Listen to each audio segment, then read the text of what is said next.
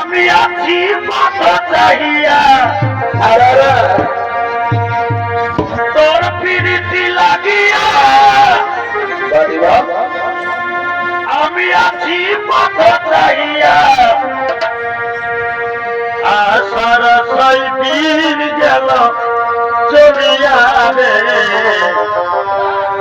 আশার 6 দিন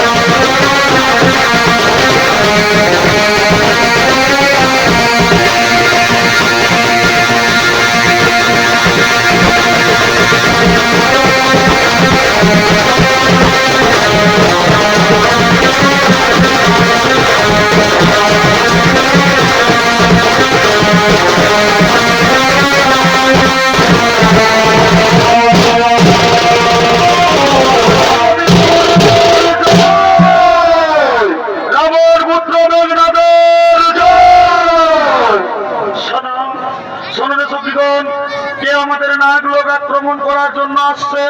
চলো আমরা লুকিয়ে থাকি, দেখি কে সেই বীর পুরুষ আমাদের লাখ লোক আক্রমণ করার জন্য আসছে। চলো সখবৃন্দ, আমরা তাড়াতাড়ি লুকিয়ে পড়ি, আমরা লুকিয়ে পড়ি।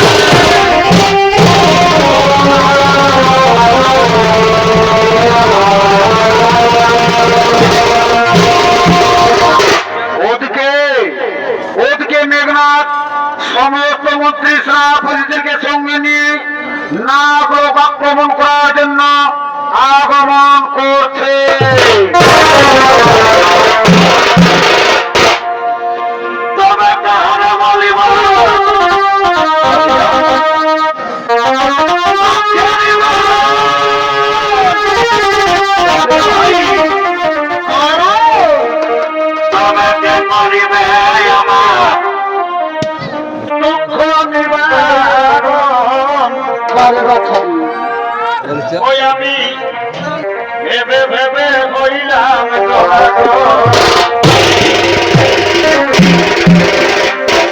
স্বয়নের স্বপনে কি হলো দিছি জাগরণে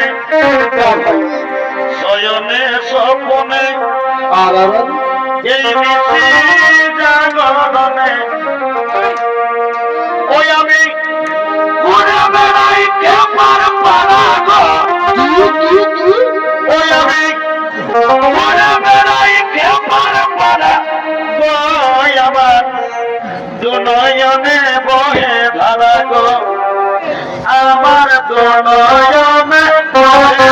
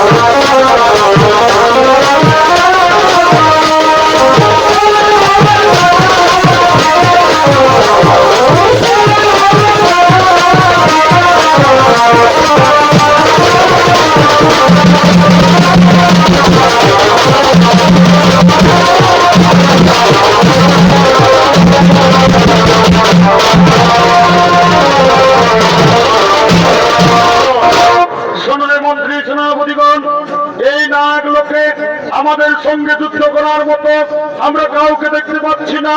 সমস্ত নাগ জাতি আমাদের ভয়ে পালিয়ে গেছে। কিন্তু সাবধান, সাবধান ওরে সৈন্যগণ, লুকিয়ে থাকা শত্রুকে কখনো নির্বল ভাবা উচিত নয়। লুকিয়ে থাকা শত্রু হঠাৎ করে আমাদেরকে আক্রমণ করতে পারে। সাবধান, পুত্র সাবধান। নাগ জাতি দুর্বল নয়, যুদ্ধের জন্য প্রস্তুত হয়ে যাও। যুদ্ধ করে দেখিয়ে দেবো আমরা দুর্বল নই।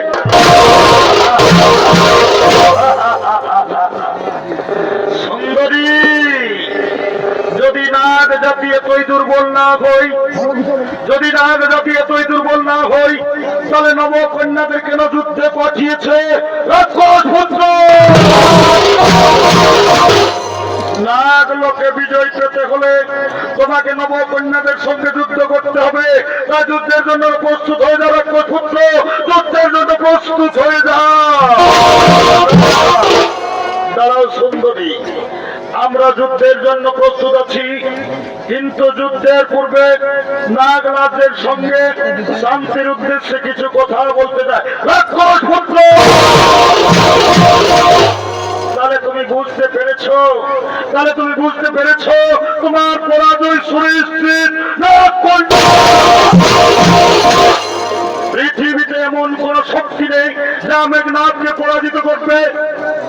আমার পিতা এখানে আসার পূর্বে আমাকে বলেছিলেন, নাগরাজের কন্যা অপূর্ব সুন্দর, যদি যুদ্ধ ছেড়ে মৈত্রী সম্বন্ধ হয় তাহলে তুমি যুদ্ধ করো না। তাহলে তুমি কি সেই নাগ কন্যা সুলোচনা রাক্ষস পুত্র? এই প্রশ্নের উত্তর শোনা তোমার আবশ্যকতা নেই রাক্ষস পুত্র। ও, বুঝতে পেরেছি, তাহলে তুমি সেই নাগ কন্যা সুলোচনা। আমার পিতা মহারাজ ঠিকই বলেছিলেন, তুমি বীরঙ্গনা, তুমি খুবই সুন্দর। প্রথম দেখাতেই আমি বুঝতে পেরেছি তুমি লঙ্কাধিপতি রাবণের পুত্রবধূ হওয়ার যোগ্য। বলো সুলোচনা, তুমি কি আমায় ভালোবাসবে? তুমি কি আমার জন্ম জন্মান্তরে হবে? হ্যাঁ হে কুমার, আমিও তোমাকে প্রথম দেখাতে ভালোবেসেছি। আমি যুদ্ধ চাই না। আজ আমি আমার হাতের অস্ত্র ফেলে দিলাম। আজ থেকে তুমি আমার, আমি তোমার, দুজন দুজনা।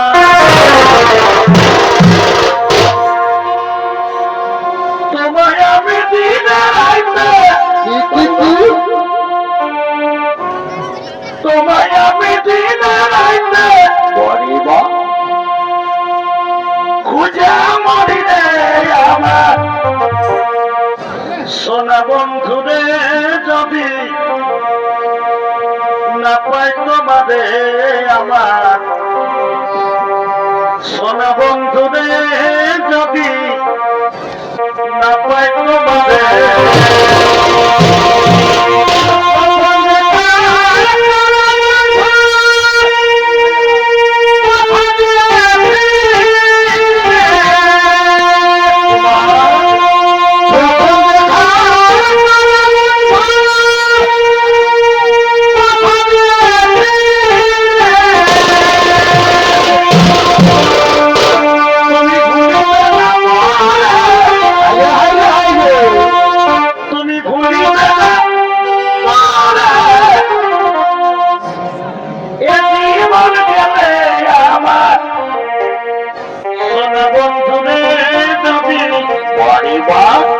জীবনের পদে আমার সোনা বন্ধুরে, যদি না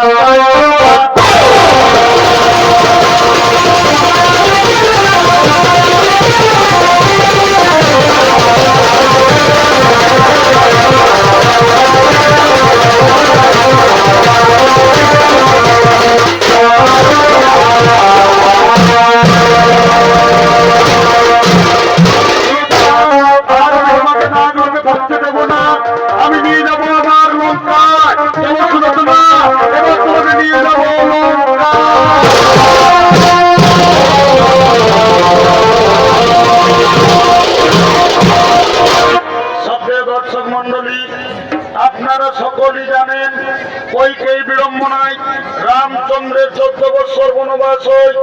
বনবাসে থাকাকালীন লঙ্কেশ্বর রাবণ যোগীর বেশে সীতা হরণ করে। রামচন্দ্র বানর সৈন্য সহায়তায় সীতা খোঁজ করেন এবং বানর সৈন্য সহায়তায় লঙ্কায় যান। লঙ্কায় শুরু হয় রাম রাবণের মহাযুদ্ধ। মোট 10 দিন যুদ্ধ হয়। লঙ্কায় শক্তিশালী যোদ্ধা কুম্ভকর্ণের মৃত্যুর পর মহারাজ রাবণ একটি সভা ডেকেছেন। ওই সভায় আসছেন রাবণ সমস্ত মন্ত্রী সেনা।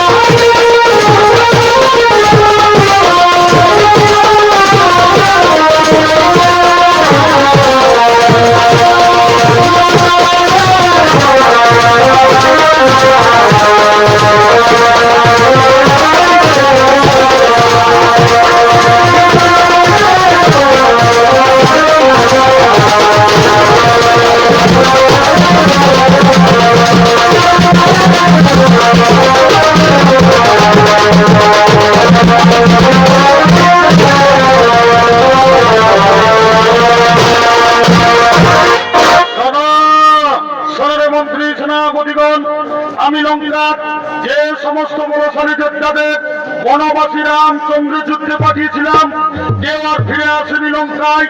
ধীরে ধীরে লঙ্কার সৈন্যবল দুর্বল হয়ে পড়েছে। আর আমি যুদ্ধকে দীর্ঘায়িত করতে চাই না, তাই আজ আমি নিজে যুদ্ধে গিয়ে ওই বনবাসীদের মহারাজ মহারাজ আপনার এখনই যুদ্ধে যাওয়া উচিত হবে না মহারাজ, কারণ আপনার পুত্র মেঘনাথ তো রয়েছে মহারাজ। আজ আপনি আপনার পুত্র মেঘনাথকে যুদ্ধে পাঠিয়ে দিন মহারাজ। হ্যাঁ ঠিক বলেছে মন্ত্রী সেনাপতিগণ, আমার সবচেয়ে বলশালী পুত্র মেঘনাথকে আমি যুদ্ধে পাঠাবো। কোথায় কোথায় রে মেঘনাথ?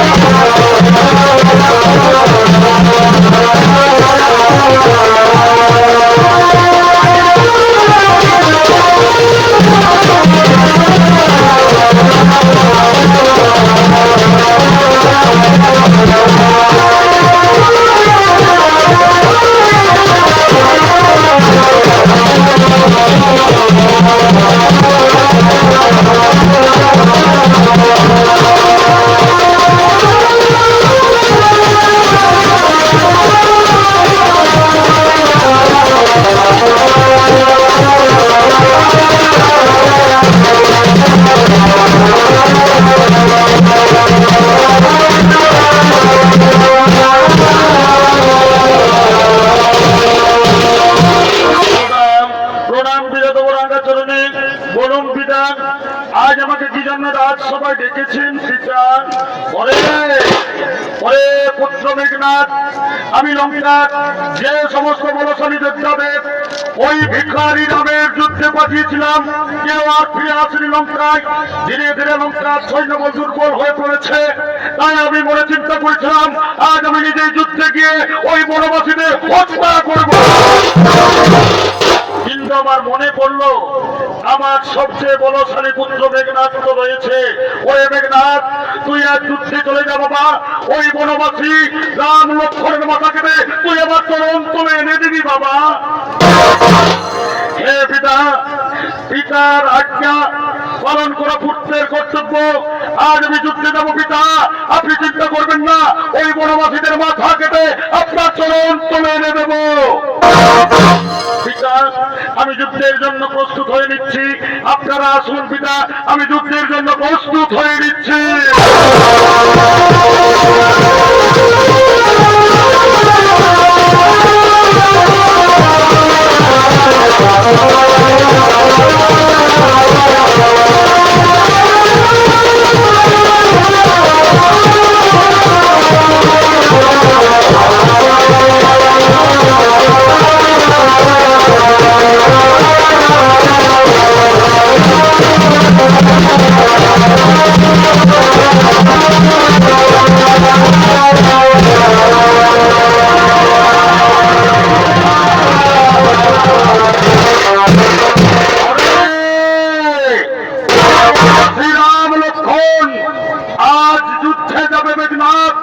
তোদের মাথা কেটে আমার বাবার চরণ তুলে এনে দেবো।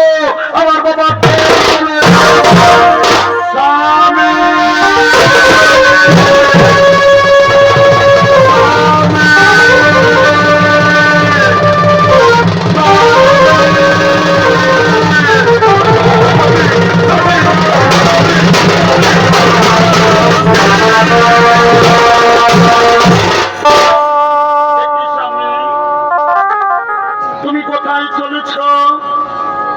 সুলোচনা, আমি আর যুদ্ধে যাচ্ছি সুলোচনা। আমার বাবার আদেশ, আমি ভিখারি রাম লক্ষ্মণের মাথা কেটে আমি আমার বাবার চরণ তুলে নেব না।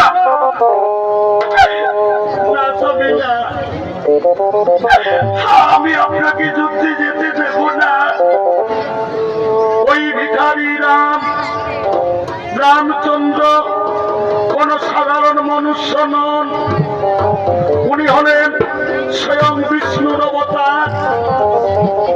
সীতা হল মা জগদম্বা। তাই আমার মনে বড় ভয় হয়েছে। আমি তোমাকে হারাতে চাই না। আমি তোমাকে যুদ্ধে যেতে দেব না। আমি তোমাকে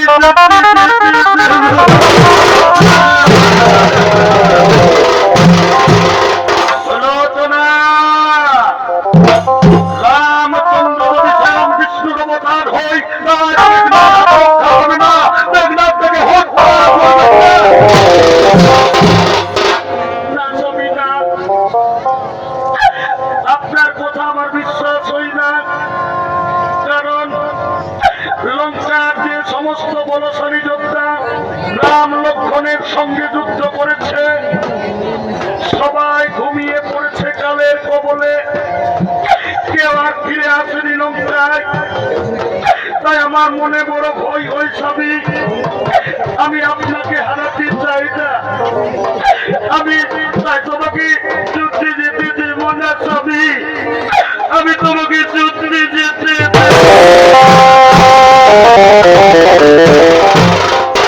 সুলোচনা। শোনো প্রিয়ে, তুমি ভয় করো না, আমাকে কেউ মারতে পারবে না। আমাকে মারতে পারবে যে 14 বৎসর উপবাসী, যে 14 বৎসর নিদ্রা দেয়নি, যে 14 বৎসর নারীর মুখ দর্শন করেনি। কিন্তু রামচন্দ্রের শিবিরে আমি এমন মানুষ কাউকে দেখতে পাচ্ছি না। তাই তুমি ভয় পেও না প্লিজ, তুমি আমাকে যুদ্ধের জন্য আর তুমি আমাকে বাধা দিও না। তুমি আমাকে যুদ্ধের সাজে সাজিয়ে দাও সুলোচনা, যুদ্ধের সাজে সাজিয়ে না যাবি না। আজ আমার মন বড় বিচলিত জানো স্বামী। আজ রাত্রে আমি অশুভ স্বপন দেখেছি, কে যেন আমার স্বামী ধনকে আমার কাছ থেকে কেড়ে দিচ্ছে। না স্বামী না, আমি আপনাকে হারাতে চাই না, আমি তোমাকে যুদ্ধে যেতে দেব না। জানো স্বামী, আজ রাত্রে আমি কি অশুভ স্বপন দেখেছি। এটি সুলোচনা, তুমি কি অশুভ স্বপন দেখেছ? তুমি আজ আমার কাছে খুলে বলো।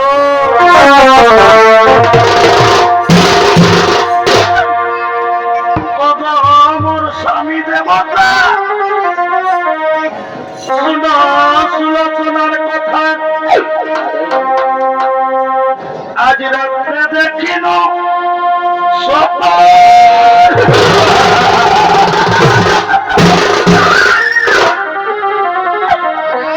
আমাদের লঙ্কায়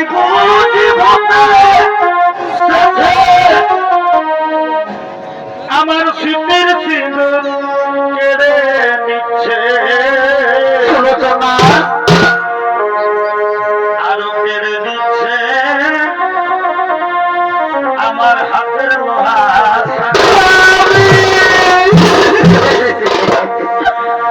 আমার শ্বশুরের মন্দ দেখি করজোরে গাধার উপর আছেন বসি সুলোচনা, সৈন্য দেখি শাশুড়ি মায়ের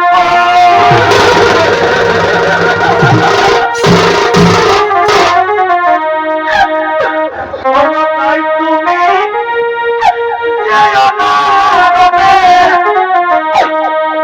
আমি একা ঘরে থাকিতে মনে। আমি সুলোচনা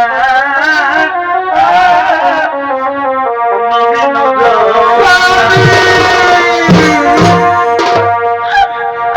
রনে না দিব, রনে না দিব, না দিব তোমায় যেতে।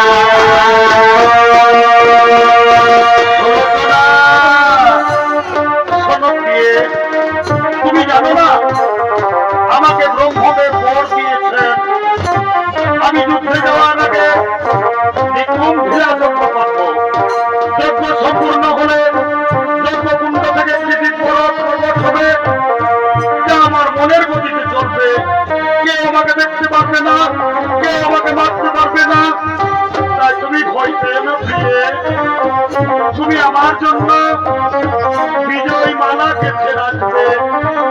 আমি যুদ্ধে জয়ী হয়ে আমি তোমার কাছে সর্বপ্রথম আসবো, তুমি আমাকে বিজয় মালা পরাবে। তাই তুমি আর আমাকে যুদ্ধে যেতে বাধা দিও না সুলোচনা স্বামী, আর আমি তোমাকে যুদ্ধে যেতে বাধা দেব না গো। আজ আমি তোমাকে নিজের হাতে যুদ্ধের সাজে সাজিয়ে দেব গো। আজ তোমাকে আমি নিজের হাতে যুদ্ধের সাজে সাজিয়ে দেব।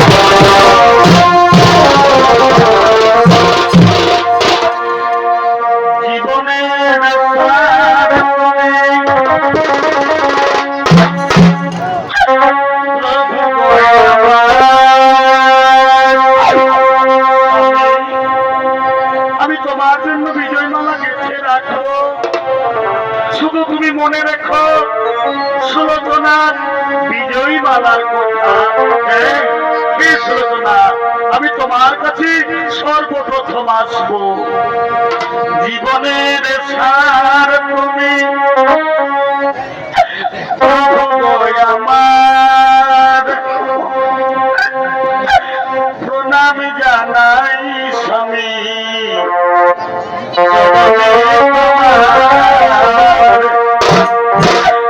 প্রণাম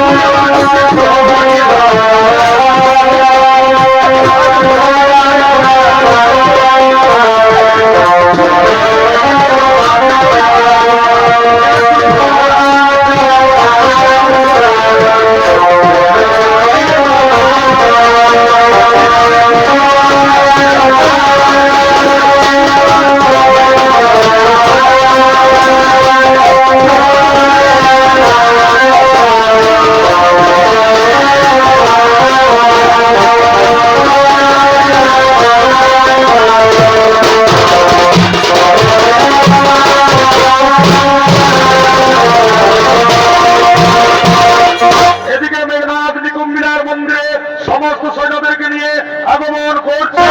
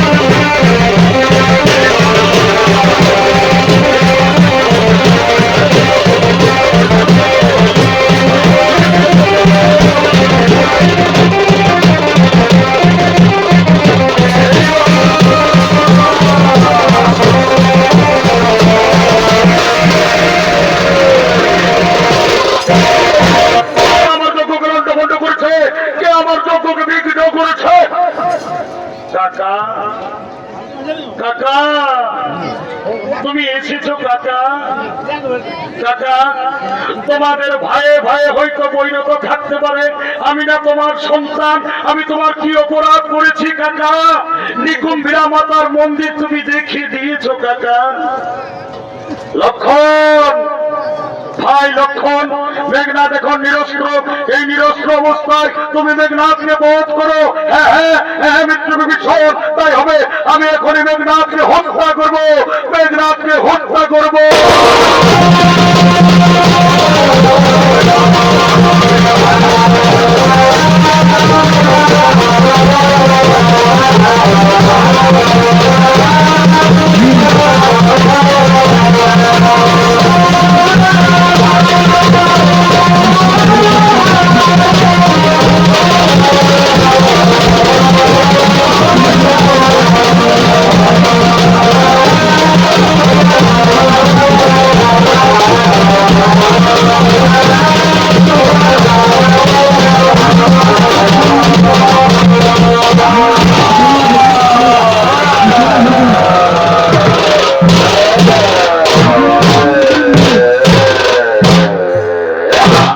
হনুমান, হনুমান, এই লোক এই মেঘনাদের শরীরকে সমুদ্রের তীরে ফেলে দাও এবং এই মেঘনাদের হাত কেটে সুলোচনার কুটিরে পৌঁছে দাও এবং এর মাথা কেটে নিয়ে চলো প্রভু রামচন্দ্রের শিবিরে।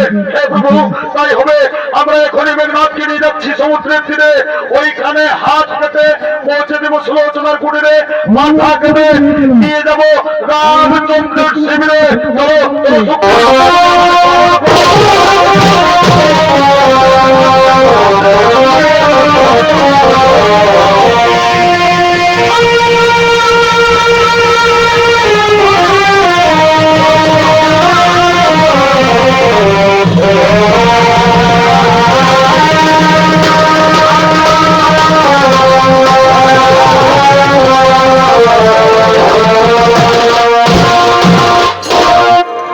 সুলোচনার মন বড়ই চঞ্চল, স্বামী যুদ্ধে গেছে, তাই সুলোচনা বিজয়ী মালা নিয়ে শয়ন কক্ষে আসছে।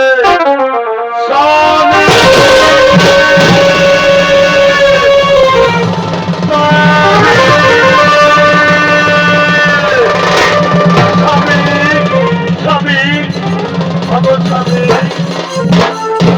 তুমি কবে যুদ্ধে গেছ? এতদিন হলো তুমি যুদ্ধ থেকে ফিরে এলে না। তুমি আমাকে বলেছিলে বিজয়ী মালা গেঁথে রেখবে, আমি তোমার জন্য বিজয়ী মালা গেঁথে রেখেছি। তুমি কবে রণে বিজয়ী হয়ে তুমি আমার কাছে আসবে, এখনো কেন ফিরে এলে না? কি ওখানে কি পড়ে রয়েছে? কাটা হাত। তুমি কি আমার স্বামীর কাটা হাত না? আমার স্বামীর কাটা হাত নয়। যে আমার সঙ্গে ছলনা করেছে আমার সতীত্ব হরণ করার জন্য, কিন্তু আজ আমি পরীক্ষা দেব, সত্যি যদি আমার স্বামী কাটা হাত হয় তাহলে আমাকে যুদ্ধের বিবরণ লিখে দেবে। না না, আর আমি দেরি করবো না, আমার স্বামীর হাতে কলম থামিয়ে দেব।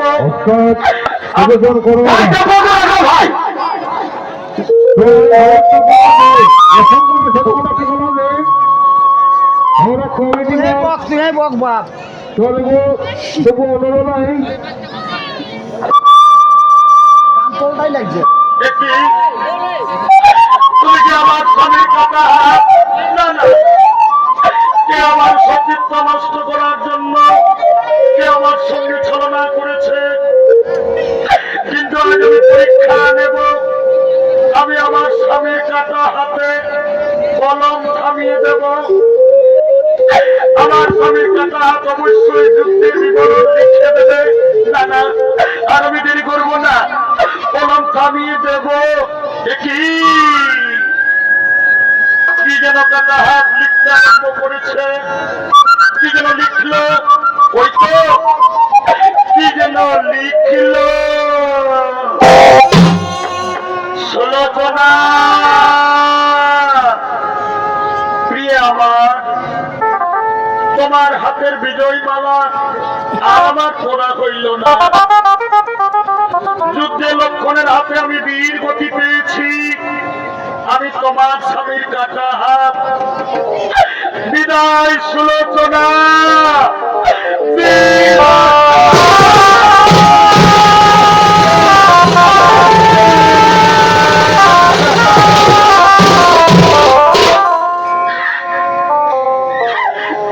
না যাবি না, তুমি আমাকে ছেড়ে চলে যেতে পারো না। কেন তুমি আজ আমাকে ছেড়ে চলে গেলে? তুমি বলেছিলে কেউ আমাকে যুদ্ধে পরাজিত করতে পারবে না। তবে কেন আজ তুমি নিজেই মৃত্যুর কোলে ঘুমিয়ে পড়লে? কেন তুমি আমাকে মুখ ফিরিয়ে দিলে? ওরে নিষ্ঠুর বিধাতা, কেন তুমি আমার স্বামীকে কেড়ে নিলে? আমি পূর্ণ যৌবনা, কেমন করে স্বামী হারা হয়ে বাঁচব? আমি আর বাঁচব না, আমি আর বাঁচব।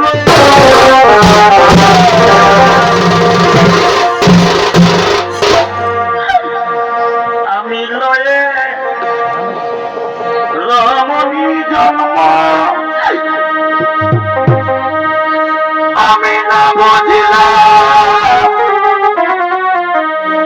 এগো স্বামীর মর্ম।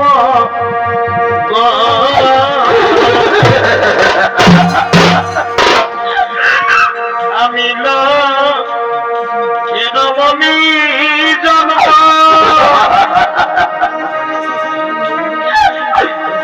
আমি না বুঝিলাম স্বামীর মর্ম।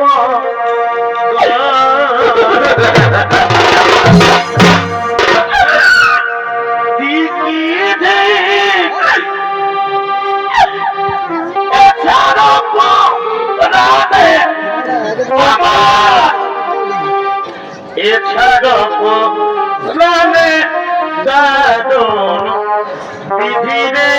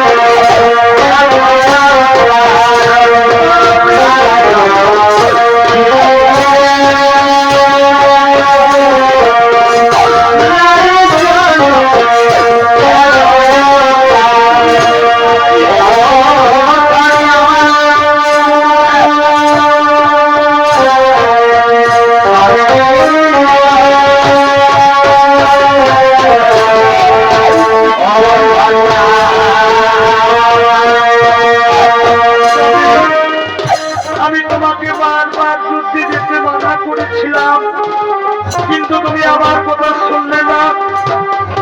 তুমি আমাকে বলেছিলে তুমি আমার জন্য বিজয় মালা গেঁথে রাখবে। আমি তোমার হাতে বিজয় মালা করব। কেন তুমি ফিরে এলে না? কেন চিরতরে জনমের মতো ছেড়ে চলে গেলে? আমি তোমাকে ছাড়া বাঁচব না স্বামী। তুমি রণে বীর গতিতে তুমি আমাকে ছেড়ে চলে গেছো। আমি তোমার চিতায় জীবন দিয়ে সতী হয়ে আমি তোমার কাছে যাব। কিন্তু কেমন করে আমি সতী হব? আমার স্বামীর তো দেহ নেই, আমার স্বামীর মাথা নেই। আমি কেমন করে সতী হব? মনে পড়েছে আমার শাশুড়ি মায়ের কাছে যাব, আমার শ্বশুর মশাইয়ের কাছে যাব। তাদের কাছে আমি আমার স্বামীর কাটা মাথায় এনে দেওয়ার জন্য অনুরোধ করব। আমি মায়ের কাছে যাব মা।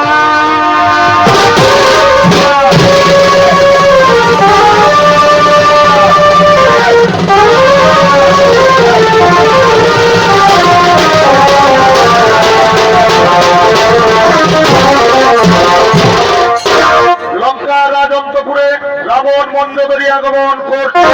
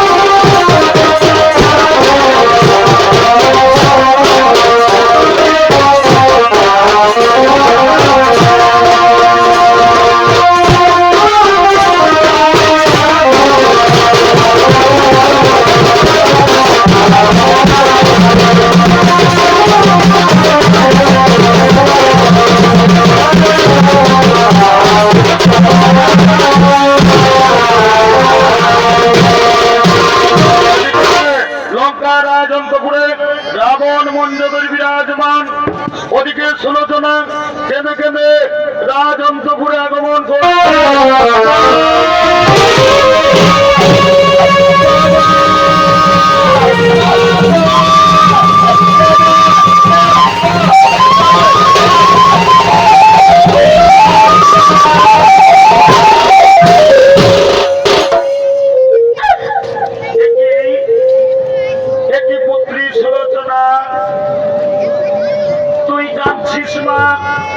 তোর চোখের জল বলবা বল, আমার পুত্র মেঘনাথ সকুশল যুদ্ধ থেকে ফিরে এসেছে মা। বলবা বল, আমার ছেলে কি যুদ্ধ থেকে ফিরে এসেছে মা।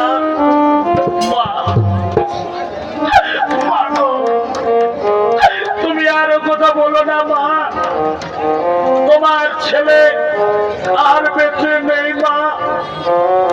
সে আমাকে ছেড়ে লক্ষণের হাতে বীর গতি পেয়েছে, আমাকে ছেড়ে চলে গেছে। এই দেখো মা, আমার স্বামীর কাঁটা।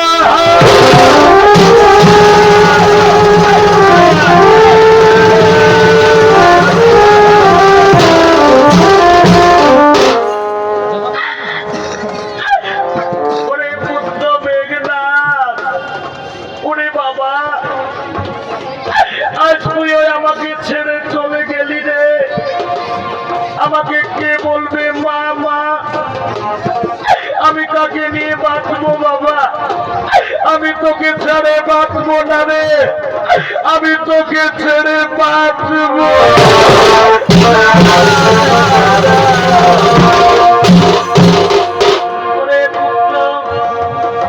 তোর জন্মের সময় মেঘ গর্জন করেছিল, এই জন্য তোর নাম রাখা হয়েছিল মেঘনাথ। সবাই বলেছিল তোকে কেউ যুদ্ধে জয়ী করতে পারবে না। তবে কেন রে পুত্র, আজ মায়ের কোল শূন্য করে, আজ মাকে ছেড়ে চিরজনমের মতো চলে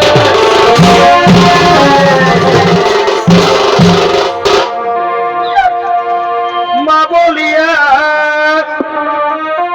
একবার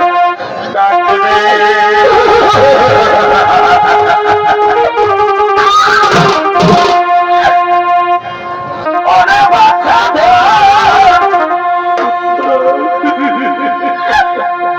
কেমন করে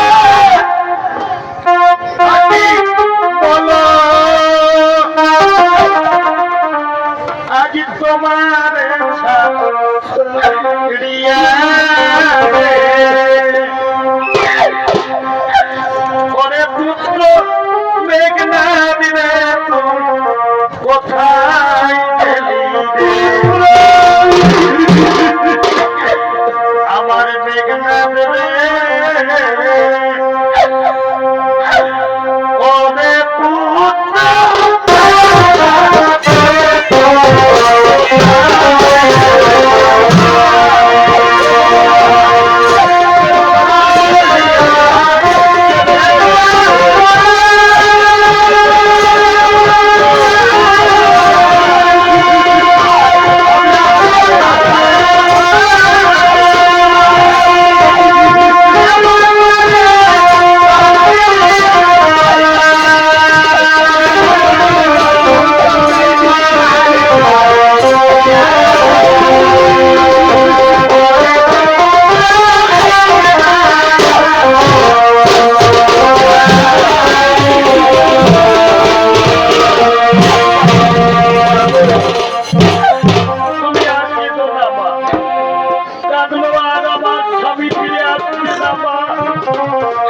সে তোমাকে ছেড়ে আমাকে ছেড়ে বহু দূরে চলে গেছে মাগো আমার স্বামী যখন নেই আর আমি পৃথিবীতে বাঁচতে চাই না আমি আমার স্বামীর চিতায় জীবন দিয়ে আমি সত্যি হব মাগো দয়া করে আমার স্বামীর কাটা মাথায় এনে দাও ওকে শ্বশুর মশাই আমার স্বামীর কাটা মাথায় এনে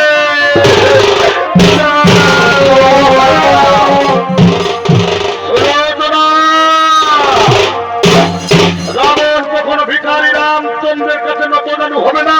তোমার যদি মস্তকের অতই প্রয়োজন তুমি নিজেই গিয়ে চেয়ে নাও। আজ আমি যুদ্ধে যাবো ওই বনবাসীকে হত্যা করে তবে আমি লোক চাই।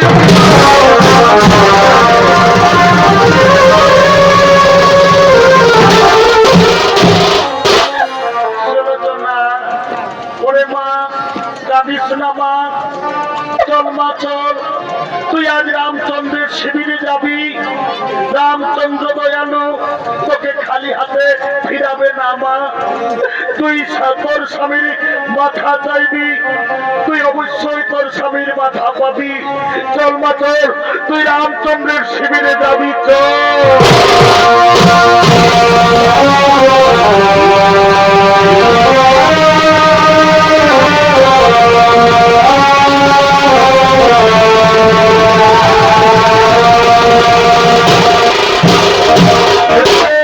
লঙ্কায় রামচন্দ্রের শিবিরে রাম লক্ষ্মণ সুগ্রীব বিভীষণ হনুমান আগমন করছে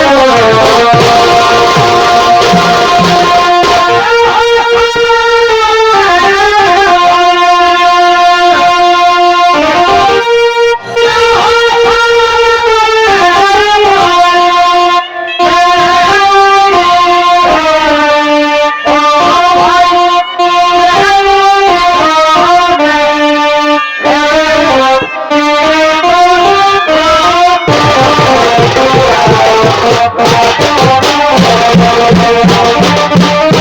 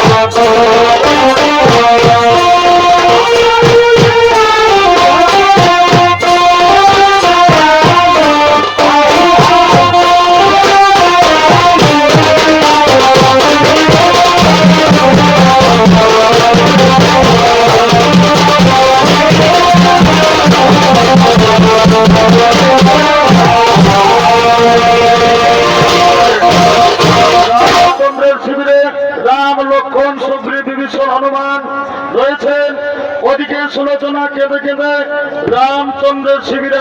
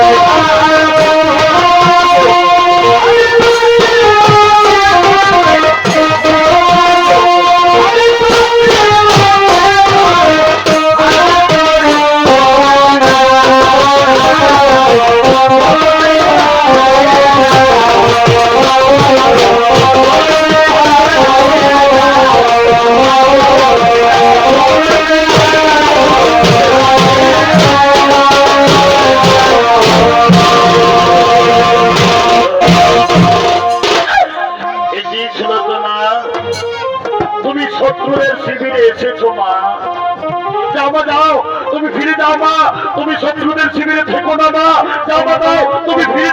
প্রভু প্রভু গো, আর কথা বলে লজ্জা দিও না,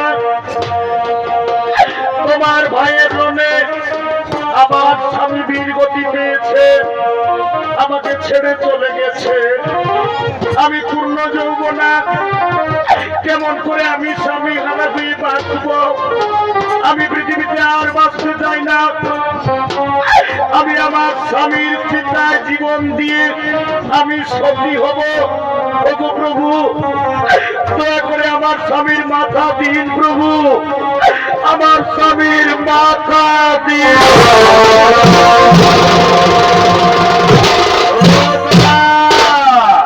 সুলোচনা, তুমি তুমি রাক্ষসের পুত্রবধূ হয়ে সতী হতে চাও, আমার তো মনে আশ্চর্য লাগে, তুমি কখনো সতী হতে পারবে না, তুমি কখনো সতী হতে পারবে না। শোনো সুলোচনা, তুমি যদি সত্যি সতী হতে চাও, তাহলে সতীত্বের প্রমাণ তোমাকে আমাদের শিবিরে দিতে হবে। যদি তোমার স্বামীর কাটা মাথা সবার মধ্যে হেসে উঠে, তাহলে আমরা বিশ্বাস করব যে তুমি সত্যি সতী হতে পারবে। হে প্রভু, সত্যি যদি আমি সতী নারী হই, এক নিষ্ঠে যদি আমি আমার স্বামী সেবা করি, স্বামীর মুখ দর্শন না করে আমি কোনদিন জলগ্রহণ করিনি, হে স্বামী দেবতা, তোমার অর্ধাঙ্গিনী আর সতীত্বের পরীক্ষার দিন, আর সতীত্বের পরীক্ষার দিনে তোমার কাটা মাথা যেন হেসে উঠে স্বামী, আমার তোমার মাথা যেন হেসে।